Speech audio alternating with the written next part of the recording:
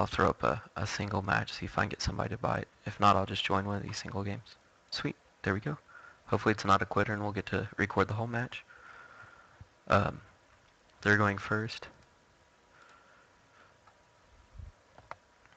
This hand's okay. It's not great. It's definitely keepable though. Like, I don't see any point in mulling it. I have color sources. I don't have any super early plays. So hopefully I can get a good land in soon. That I was talking about the ratio on earlier. And we can make it work.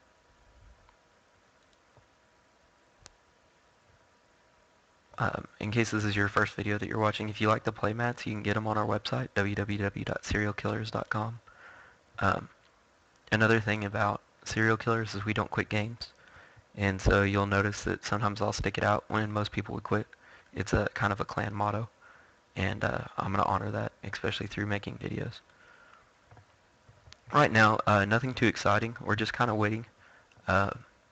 Really want to get Possibility Storm off, especially two Sphere of Safeties in hand. Even though I'd kind of like to play one of them, just being able to almost guarantee the lockout. Garrick Relentless, see, this is one of those cards that Pithing Needle's going to come in against.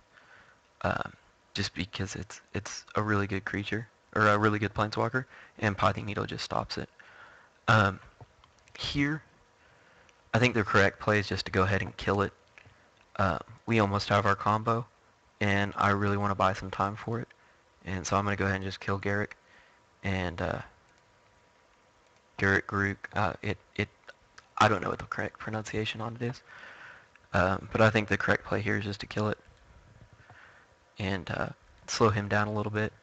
Because a 2/2 Wolf's not a big deal at all. This deck can very easily handle it. I have 2 spells in hand that can handle it. And also a Sphere. Depending on my next draw, if I get a land, even if it's a dual land, I'm going to pay the 2. Ooh, that card makes things a little different. Hopefully I get a land and I can turn and burn it and kill it. That's the goal as of right now. See, little things like that just change the course of the game very, very quickly.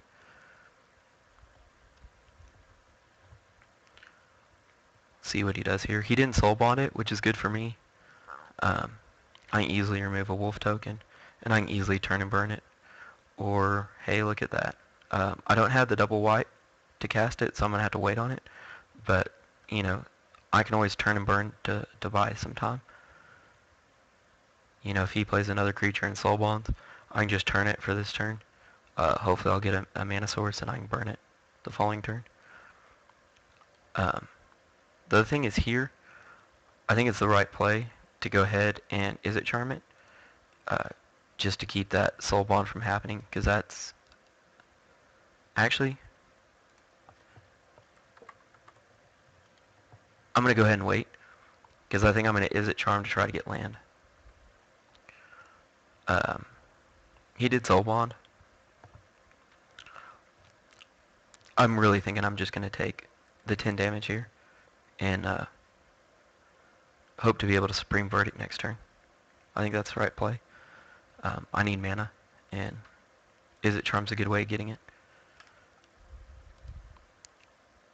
Then I obviously don't need 2 spheres. That's pretty good. I can go ahead and pitch a sphere pretty easily here. Since I didn't get a land, I'm probably going to keep the Oblivion Ring, and I definitely want to keep the Possibility Storm and Curse combo. So I'm probably going to just go ahead and ditch a Symbol of Allegiance. Still didn't get what I needed,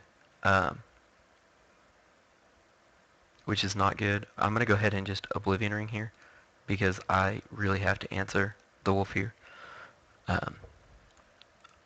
Unfortunately, he's just one of those cards that makes you answer him immediately, or you just lose the game.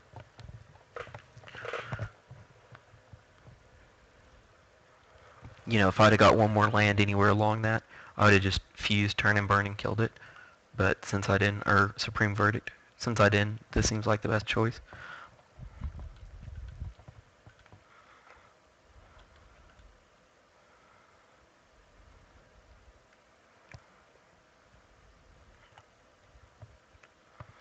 I mean, even though he has me pretty low in life, I'm still not too terribly worried. Um, the not drawing lands thing's really hurting me though. Like I'll be honest about that one. That's kicking my butt. You know, if I had one land right now, it'd be a different ball game altogether.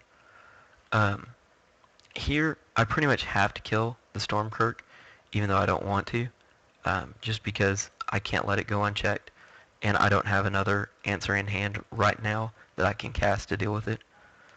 You know, if I get Supreme Verdict, great. If I don't, you know, I'm kind of just SOL.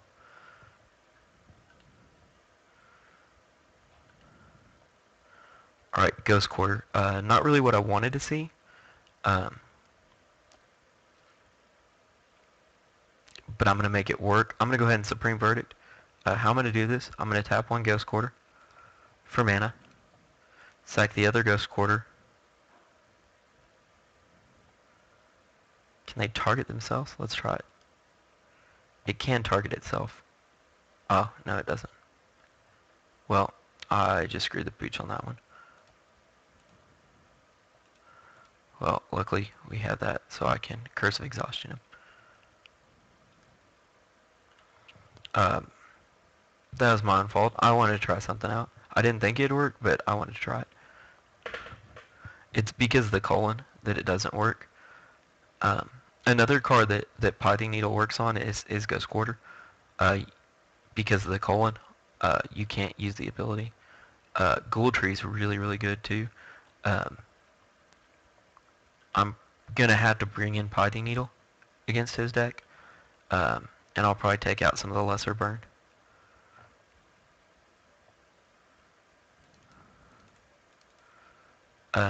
Izzet Charms aren't too effective because he's pretty much all creatures, so I think this is the right way to board it. Turn and Burn's really good against him. I just couldn't get any mana going last game. Hopefully it'll be better this game. Alright. Much better hand. I have colors. I have mana. I have Possibility Storm and a Symbol of the Legions. Depending on if I draw a Curse and a white mana source early, I might go ahead and Curse and Possibility Storm and just try to lock the game out on turn 5. If not, I'll probably play Symbol of the Legions. Normally, against this kind of deck, I would go ahead and take the 4. But I have Zuri's Charm in hand, so I'm going to say no. And I'm going to just put it on top of his library. And if he plays it again, I'll probably pay the 4 then. But it's basically a time walk at this point. Curse here is exactly what I wanted to see. Now all I need is a double white. I need a secondary white source. And I can turn 4 Curse, turn 5 Possibility Storm. And that's pretty much GG. Which is really good for me. I don't think he has anything that can deal with it this early on. Like I said, just a time walk. You know, it's setting him back a turn. Some people might not see that as a time walk, but I view it in the same light. It's just really solid. Worst case scenario, I can always turn 5, assemble, and then turn 6, I can Possibility Storm, and hope to get white by then if I don't draw it this turn or next turn. Dummy Raid. It's fine. I brought in 3 Pithing Needles to deal with stuff like this, so I was expecting it. Slumbering Dragon's a really interesting choice versus me. Perfect. So here we're going to Curse.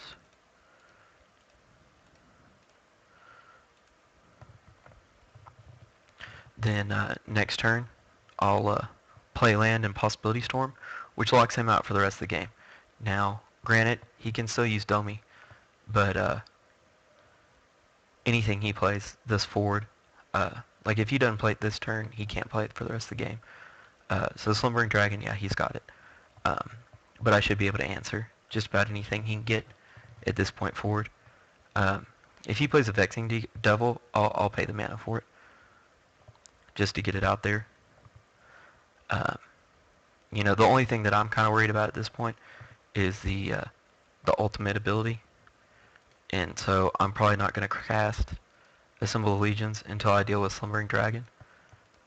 just so I don't have to worry about it. This is good game, pretty much right here. He's locked out. The only thing he can do is dummy, and we'll see how he reacts to that.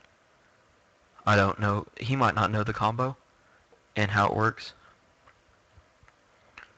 And here's when having a second possibility storm's good, because I'm gonna play possibility storm, and then no matter what I get, I can hopefully deal with the slumbering dragon, or put a sphere into play, and really stand the game back. Because I have nothing but time at this point.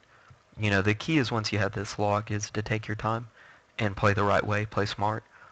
Don't overextend yourself. Um, and we'll kind of just see what he does from here. Yeah, obviously he doesn't understand the way the combo works, which is fine. He's going to learn really, really quickly.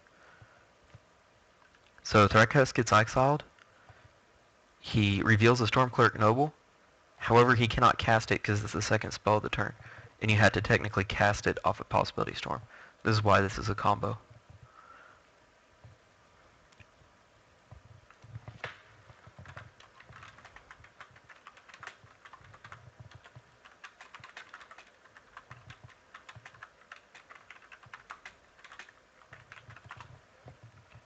I just did that kind of to be friendly and let him know that, hey, you can't do it. It's not going to work, because he's probably trying to make it work and is wondering why. So I go ahead and explain it to him, because you do the same thing at a tournament table. Hey, you can't cast that because of Possibility Storm.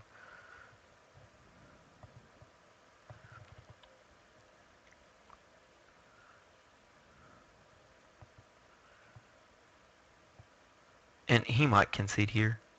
It just kind of depends. He didn't. He's not in a clan. So it's one of those deals. After this, I'm actually going to pull up a message. I'll probably PM him if he doesn't quit on me throughout these matches. And I might even send him a clan invite, see if he's interested. Um, that's one of the things that we're always looking for in our branch is not necessarily all players, but people that don't quit games. Um, People who are going to be, good to have in the community. We have an extremely active website, and it's a lot of fun. It's probably the best clan that I've been on since I've been in MTGO, and that's been quite a while now. But I really enjoy it. Spheres of safety, perfect. Um, just kind of helps solidify the position. I'd have waited 2 turns before I'd have been able to cast Supreme Verdict anyway. And I'm not too worried about having a Supreme Verdict for Slumbering Dragon. I also have Oblivion Ring that can deal with it. Um, just more stuff to kind of delay the game.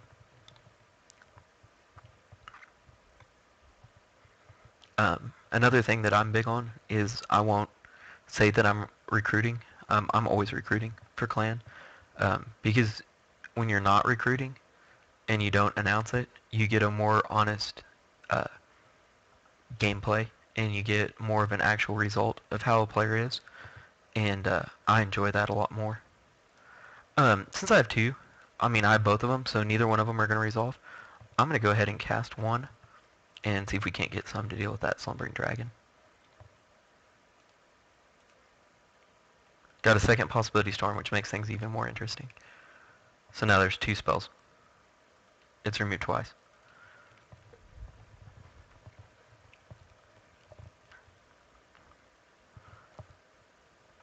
I actually haven't, I'm pretty sure that's the way it works. I haven't actually used 2 in a game before. Okay, here I can get Aetherling. But I really want to deal with that dragon first. So let's play Symbol of Legion. And like I said, I think I get 2 here. Another curse, which is fantastic. Yeah, that's exactly how it works. That's what I was thinking. And an Oblivion Ring, which is perfect. That's exactly what I wanted. Now Slumbering Dragon's no longer a problem, and I can focus on everything else. Next turn, I'll cast Talrid, and then I'll start hitting him in the face, because he can't cast anything to stop me. And that way we get the game over with. I really don't like dragging it out longer than I have to, but at the same time, you're playing a control deck, a control/combo deck, and you got to make sure that you got the lock and you got the win before you start going all crazy. Because if I'd have got Aetherling and not a way to deal with Slumbering Dragon, I would have had to cast over and over and over again, and or stopped attacking before it got big and could attack me or blow me out. Because he still has Domi Raid, and that's still a thing. Um, it's always important to remember uh, that Planeswalkers, even though he can't cast anything, he can still activate abilities.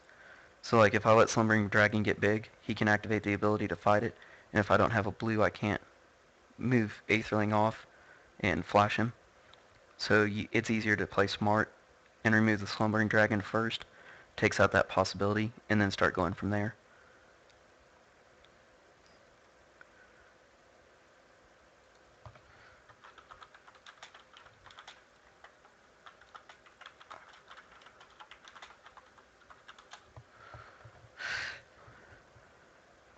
Um, okay, he conceded. Uh, Again, this is why I don't like to mention that I'm recruiting for serial killers and that we don't quit, is because even though I was considering him earlier, when I first mentioned that, now that I saw him concede as soon as he realized he couldn't do anything, those aren't the people that we want in the clan. This is really easy for me. I mean, Pithing Needles really my only bring in against his deck. We're leaving in the War Leader Helix simply for the uh, the life gain, before I get my combo off. Um, Is It Charm just isn't effective against him. O-Ring's a much better answer. Turn and Burn's really good against his deck because you can take off the abilities of cards like Thragtusk and then burn them, and they don't get the second token, which is really, really good. Um, Searing Spear kills most of his threats, so that's a fine card to leave in. Supreme Verdict's really good against him because he can easily overrun me if he gets the right draws. So that's, we're leaving it this way. And he just conceded the match. So there you go. The power of that combo being added in really made all the difference in the world. Hope you enjoyed it, and stay tuned. We'll do some more deck testing with this